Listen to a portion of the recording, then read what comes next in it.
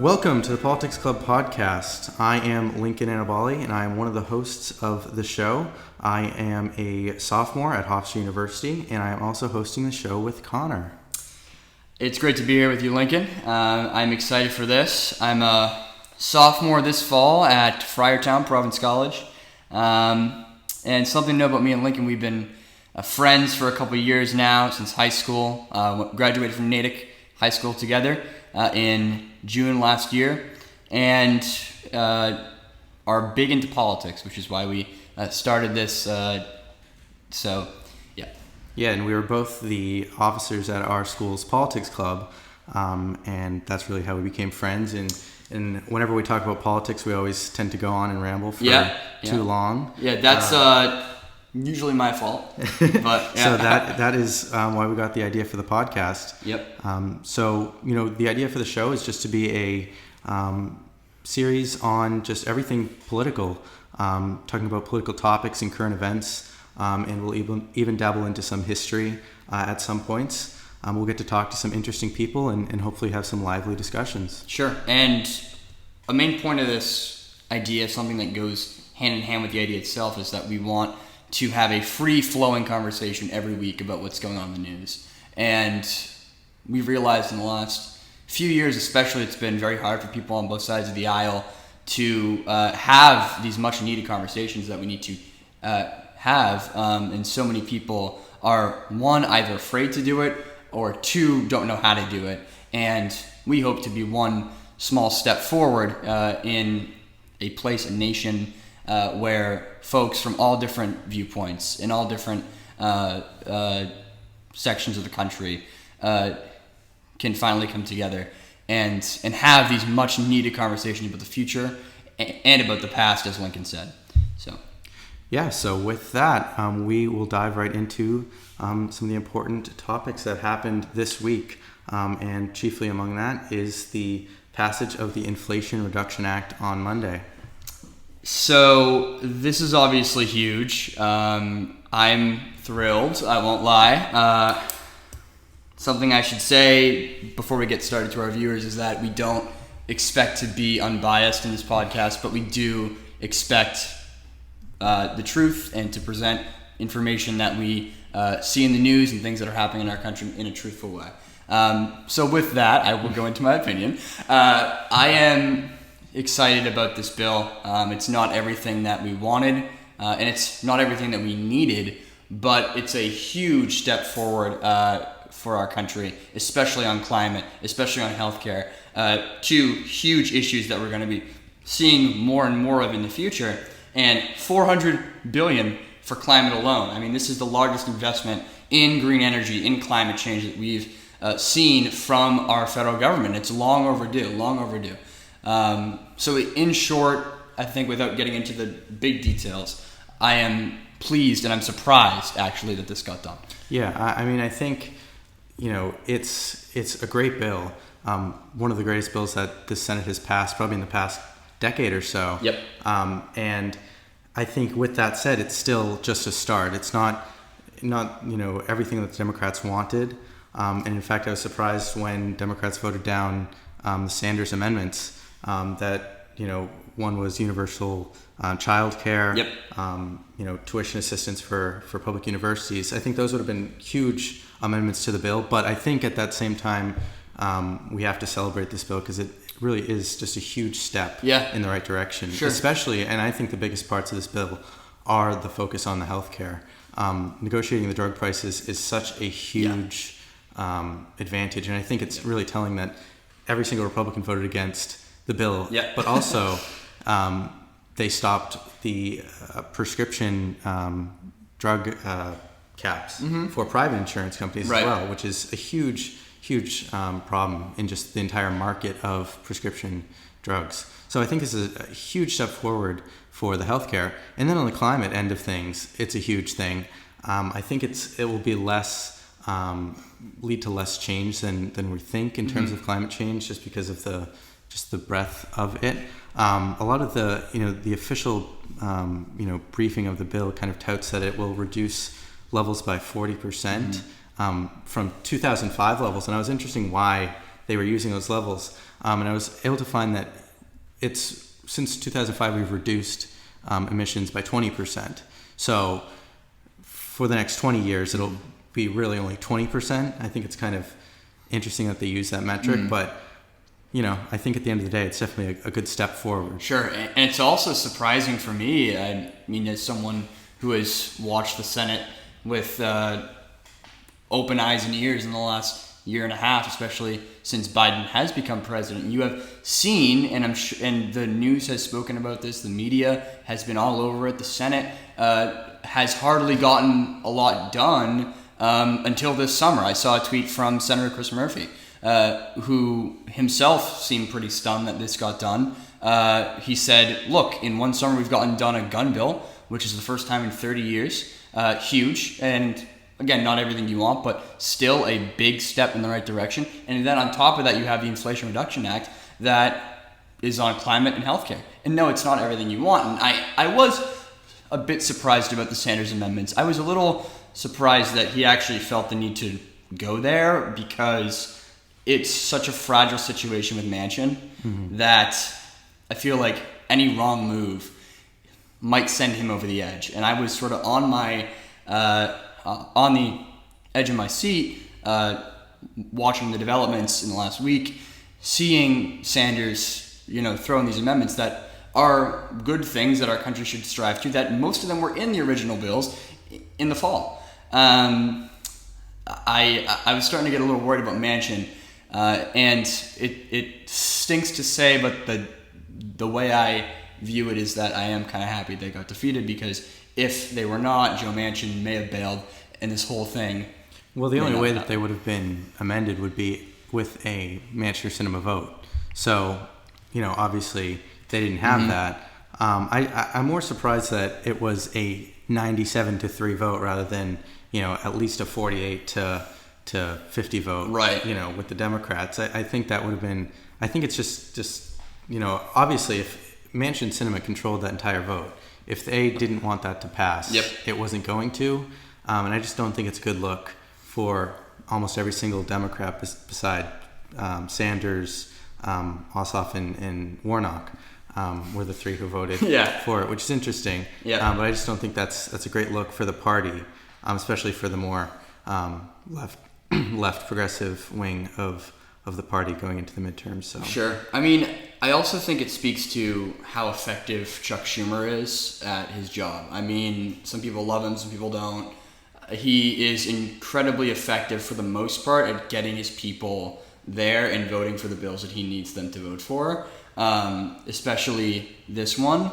And if you want my honest opinion, he probably went out and said, do not vote for any amendment. I don't care what it is. I don't care if you support it. I don't care if it's going to get you votes in your home state. You vote for the bill as it is, and that's it, and not any amendment, right, left, or center.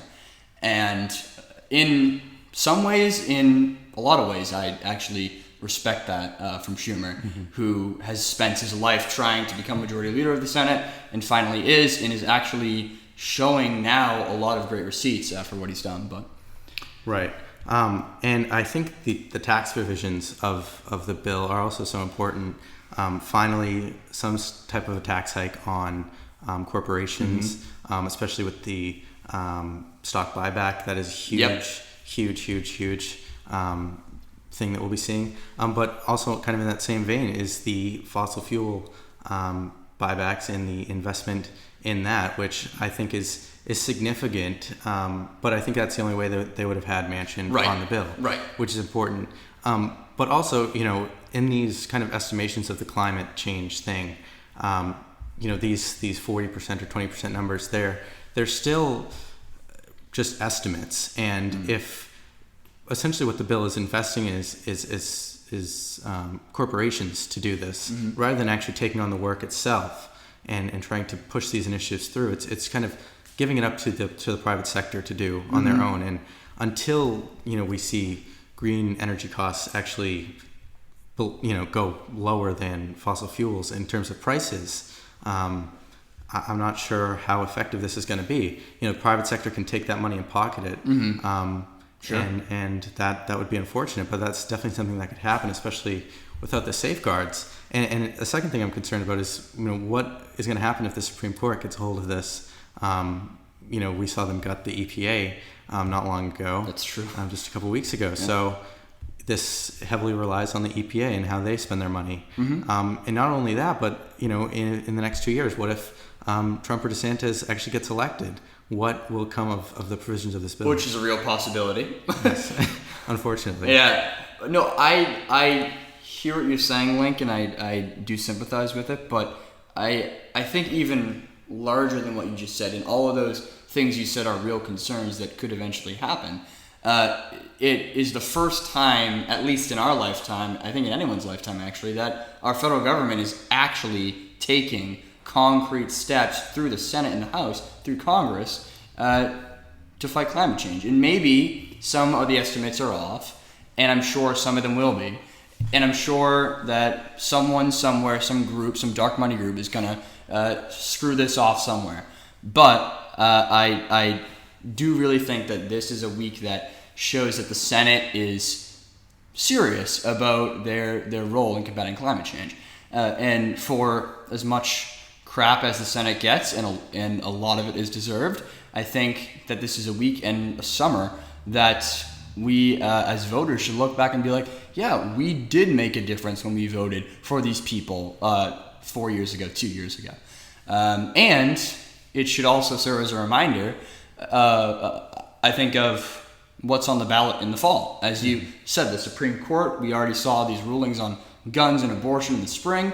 And here we have a clear line drawn between the right and the left on big issues of our time: healthcare, climate, down the line.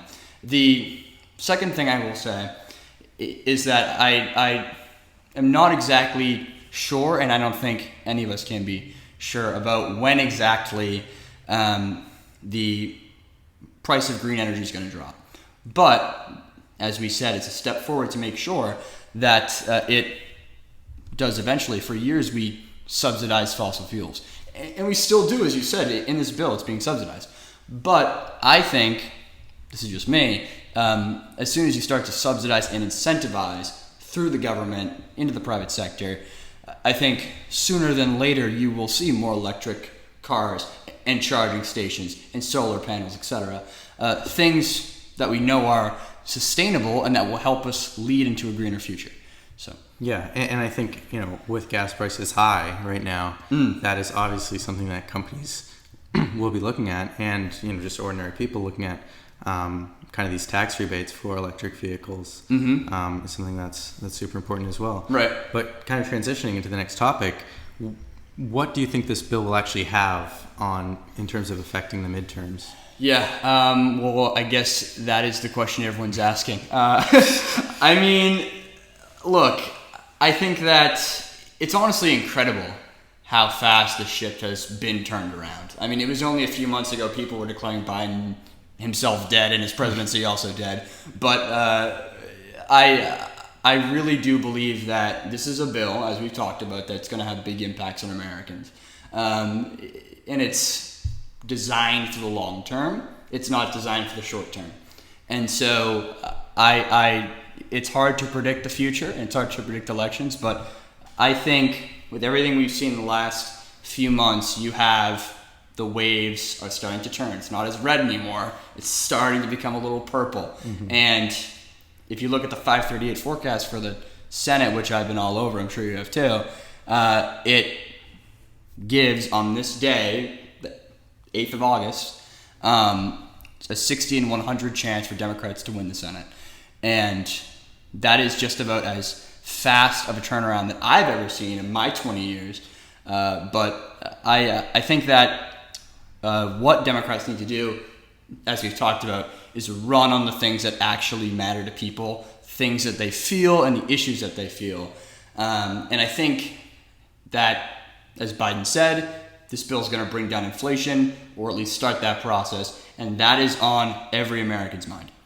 Yeah, and I think just the naming of the bill, the Inflation Reduction Act, is going to help. But the thing that I fear is every single GOP senator is voting against this, and I imagine it's going to have the same fate in the House. But if you look at the publicity that the Republicans are putting forth for this bill, it's all just talking about how terrible it is, how it's just taxing and spending, as Mitch McConnell said, how it's going to raise taxes on the middle class.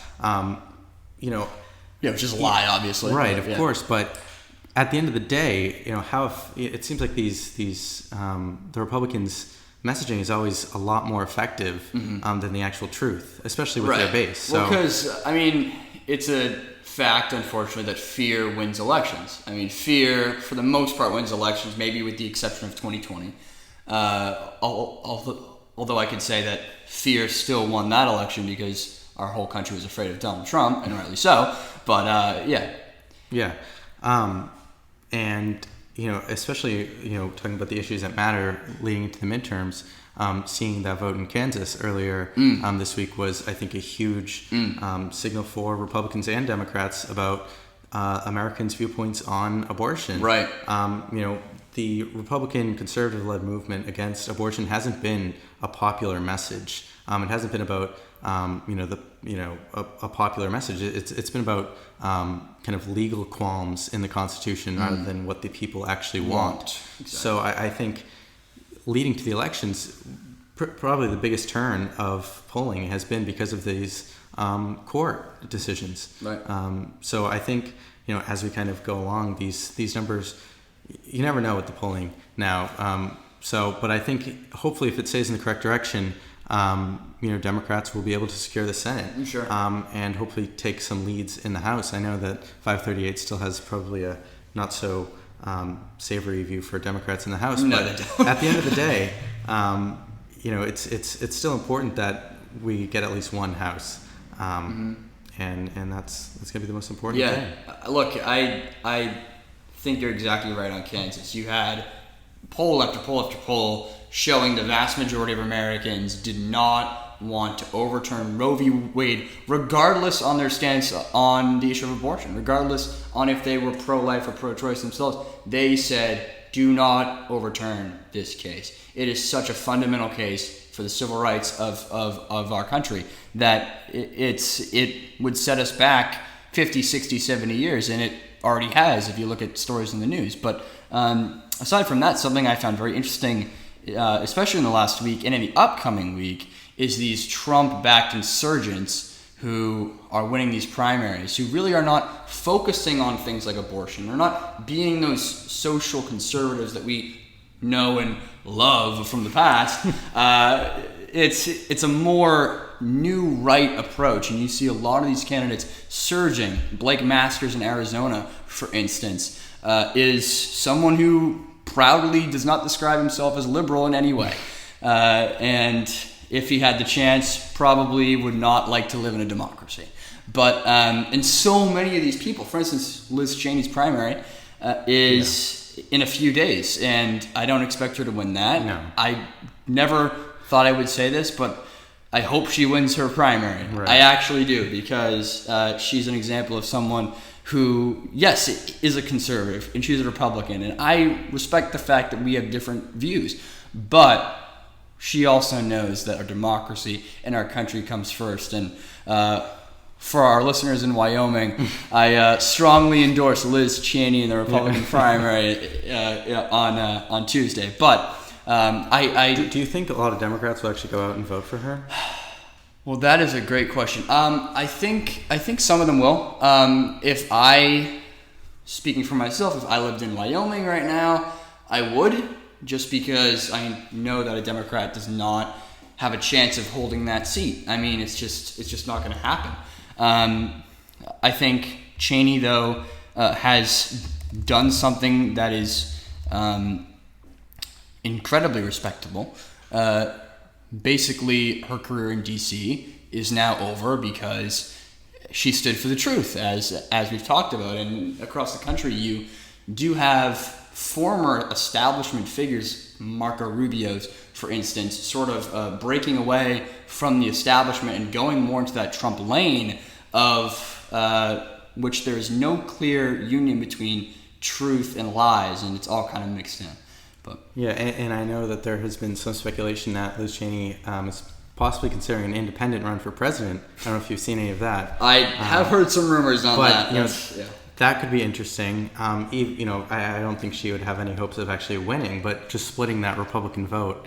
And I think that is also interesting. And I'm working on writing a piece right now about all of the different independent parties that are kind of expected to run. Of course, you have the Yang Forward Party with Mark Cuban at its helm. I have a lot of thoughts about that. You might imagine. Yeah. And kind of these silly efforts, but they're actually really serious and will split votes on both sides. But I think at the end of the day, kind of these independent parties would favor Democrats more than Republicans, just because I think Democrats have a more unified base at this point, as fractured as it is. Yep. I think, looking at 2020 results, obviously a huge majority voted for Democrats. But, if you throw someone independent in the mix, it could go some interesting ways. But polling, I think, right now suggests that Democrats would be favored with more independent parties in there.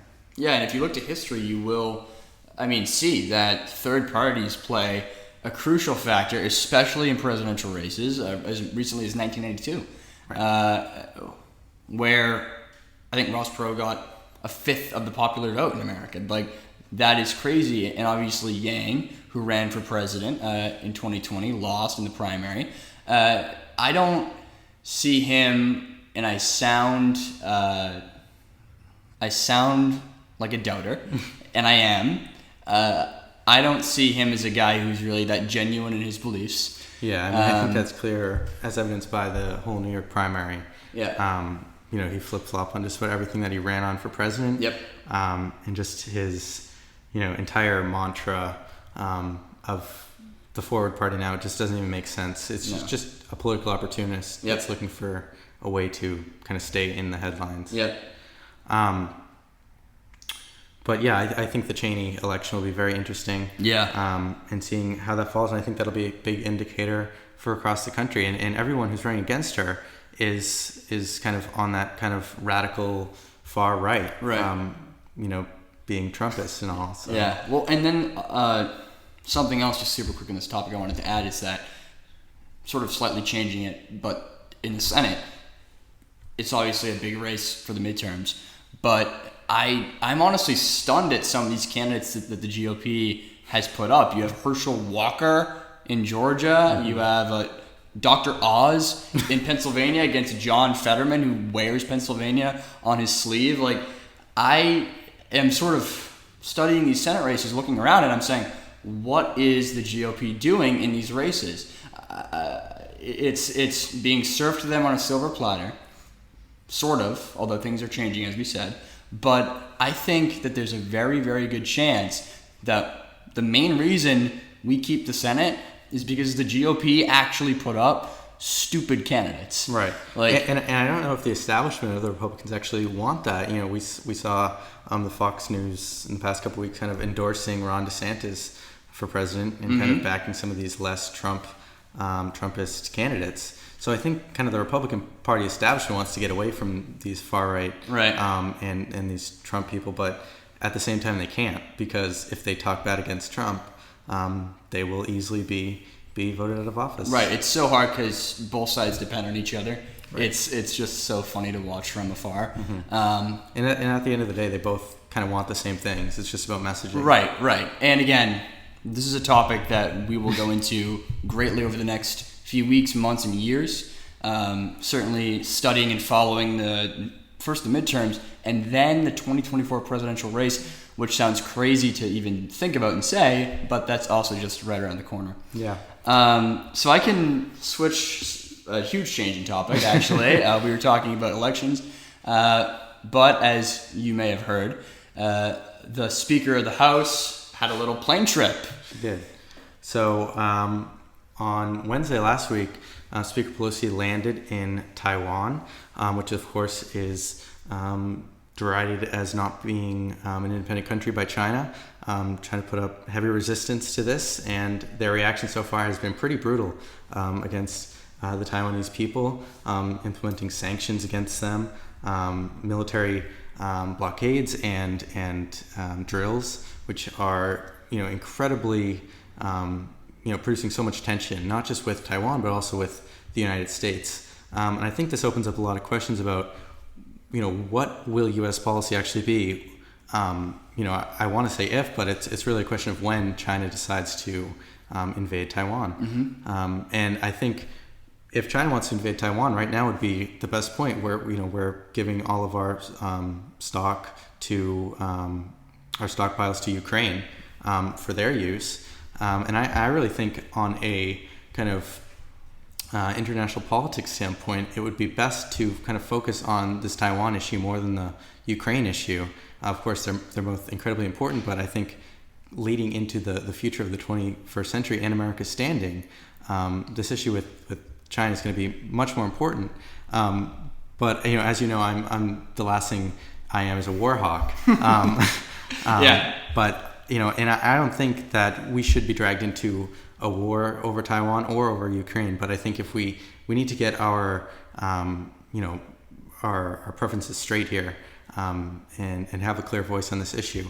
And I don't think it's a good look when you have the Speaker of the House kind of running across Taiwan when the President and the State Department Please don't go. allegedly declined it. Yeah. And look, I in general agree with all you said, Lincoln. I mean, I don't like to think of myself as a hawk or a dove. I'm sort of like a realist in some ways, but I will say that this move from the Speaker was, I hate to say it, seemed pretty selfish. Yeah. And it's unnecessary. It just was not necessary at this time, as Biden said, as the State Department said, and yet you have many members of Congress from both sides of the aisle supporting her trip, which is very interesting to see.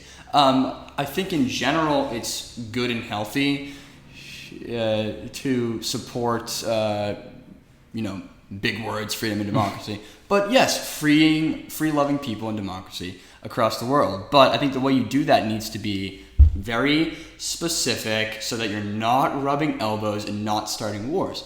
I think on Ukraine, I do see Ukraine and Taiwan as a similar situation. Not the same, but similar. I think our support in Ukraine has been just where we need it to be. It's not too much, not too little. And it has not started a war with Russia against us, the United States. But I should say that I do believe that we should support Taiwan. How far we go is not up to me. If I had it my way, we would not go to war. And I don't think it's worth fighting a war for Taiwan. That being said, I'm also not a big fan of China. So you really do have to thread the needle on all these issues. China is our greatest adversary now and in the 21st century moving forward. I don't have a doubt about that. They are on the rise, unlike Russia, who is a failing power.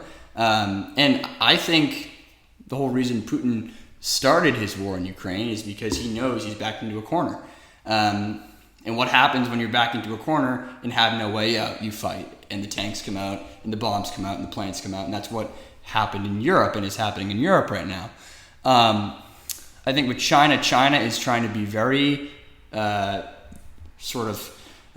thinking through all their moves and don't want to do anything too rash that would start a conflict with America just because we're big partners with them for trade.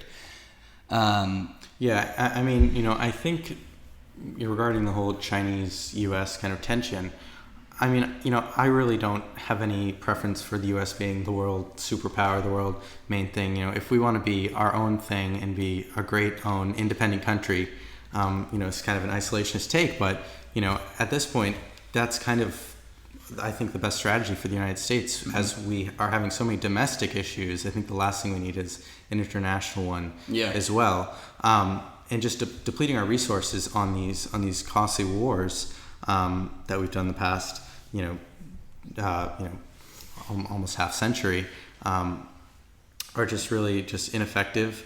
And I think we need to take the lead of China and actually improve our domestic conditions as they are attempting to do, obviously not through democratic institutions, Right, but yeah, I was going to say. through more authoritarian ones, where you do have the people of China being actually lifted out of poverty in some instances, where you have kind of that opposite problem.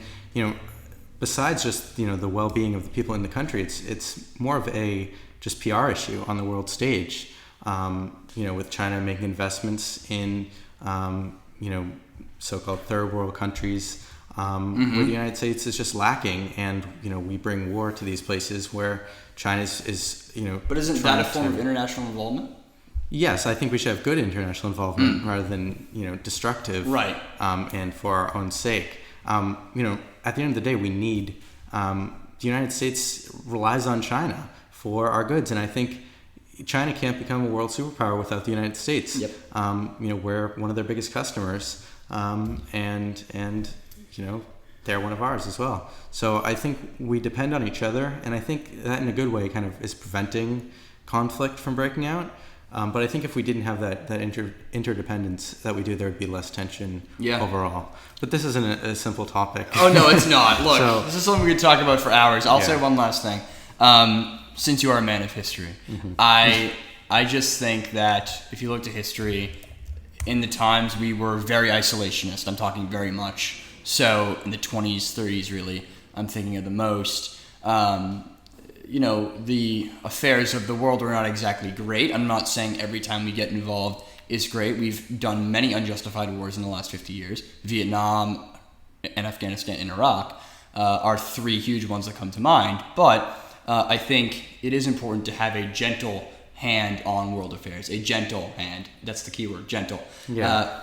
Still have a hand. I think the big difference between the isolationists of the World War I and World War II is that in the periods between that, we weren't involved in international engagements, whereas today we have military bases around the world, and of course, as a product of the Cold War. And I just think we can't even look back at the past through this international lens because so many things have changed just because of the end of World War II and the Cold War, where just the entire shape of the world order has completely changed. Yeah. Where we have a situation where America will never be completely isolationist as it was before World War I. So I think being an isolationist today is less about completely cutting yourself off and more about scaling back kind of your war mentality. Hey, that's fair. Yeah. That's fair enough by me, Okay, so let's see. You have something to recommend us? Or? Yeah, sure. Okay. So some book recommendations. Book recommendations? I mean... I've been reading... You might have read this book before, but it's called President's Club. Okay. It is by Michael Duffy is one of the authors on it. It's a pretty good read. I really enjoyed reading it. It goes through the different relationships between the presidents, starting with Hoover and Truman and going from there. Well, that's awesome. It's a bit of a long read, about 500 pages, but it is incredibly interesting, and it really kind of puts you in the place of those presidents. I think it was published in, I think, 2015 or 2013, and so a lot has changed in terms of relationships with past presidents, with the Trump era in our midst. But I think it still provides a good reading of the history between the different presidents up to kind of the Obama years. Wow, well, that seems fascinating. I will have to read that. It sounds like something that's up my alley. Yes. So I'll check that out. For me, I read in the last year The Soul of America by John Meacham. And this is a history book, obviously, that basically focuses on different time periods in American history where you saw the battle for the soul of our nation, as President Biden says. But as John Meacham says, who is an incredible historian, really start to come out into a full-fledged struggle for our future. So he focuses on the Civil War and Reconstruction, Jim Crow, South, and basically gives that comparison between who we are and who we think we are and who we want to be and who we should be. He also goes into the struggle for civil rights, Martin Luther King, the Kennedys. So it's all great stuff. Certainly highly recommend The Soul of America. It certainly is a long read, lots of pages, but I flew through it because I was just so into it. And I read this probably like a few months ago, so it was good. Yep. Very good. Well, thank you everyone for listening to this first episode of Politics Club. We plan on, recording more of these in the future, and hopefully as we kind of evolve, the quality will improve a little bit more. Yep. This is our first run going through this, so hopefully you enjoyed. You can find the show on Spotify, Apple Podcasts, YouTube, and really anywhere else that you listen to podcasts. Yeah, folks, we're just getting started. Sincerely appreciate all the support from me and Lincoln. So in the future, we plan to do bi-weekly sort of shows. But for now, if you made it to the end of our first episode of the Politics Club podcast, we thank you very much and see you next time.